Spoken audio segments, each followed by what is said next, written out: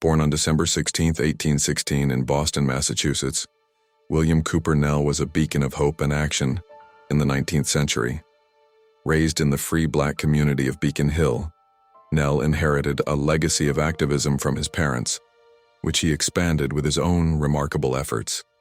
At just 12 years old, Nell experienced racial discrimination when he was denied a scholarship due to his race, but was still given a book by Benjamin Franklin.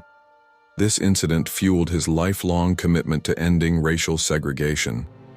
In his teens, he became part of the Juvenile Garrison Independent Society, where he honed his skills in writing and debate.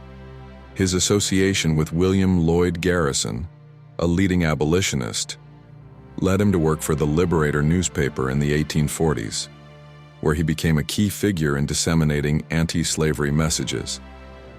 Nell served as publisher to Frederick Douglass' The North Star.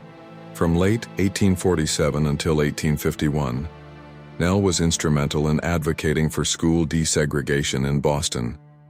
His relentless efforts, including petitions and public protests, finally led to the desegregation of Boston's public schools in 1855, making it one of the first major cities in the U.S. to integrate its educational system.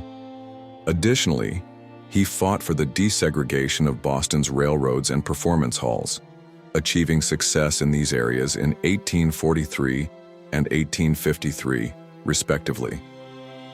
Nell's passion for history led him to become one of America's first black historians, a historian of the unheard, if you will. In 1855, he published The Colored Patriots of the American Revolution, considered the first history book by and about African Americans that's based on written documentation, a groundbreaking work that detailed the often ignored contributions of African Americans in the fight for American independence. The book was often used as a textbook in the American education system. Nell's work was eventually replaced in the schools by Democrat President Woodrow Wilson's History of the American People and its nod to the KKK. His book included stories like that of Crispus Attucks, America's first martyr, Peter Salem, a decisive sniper at Bunker Hill, and James Armistead, a double agent for the Patriot cause. This work was essential in providing a narrative that celebrated black patriotism and countered the prevailing racist historiography of the time. Beyond his writing, Nell was deeply involved in the Underground Railroad. Nell was instrumental in forming the Committee of Vigilance in Boston in 1850 to aid escaped slaves, defying the Fugitive Slave Act.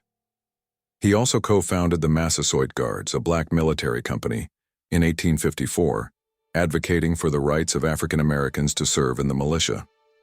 He was also the first African American to hold a federal civilian post as a postal clerk in Boston in 1861.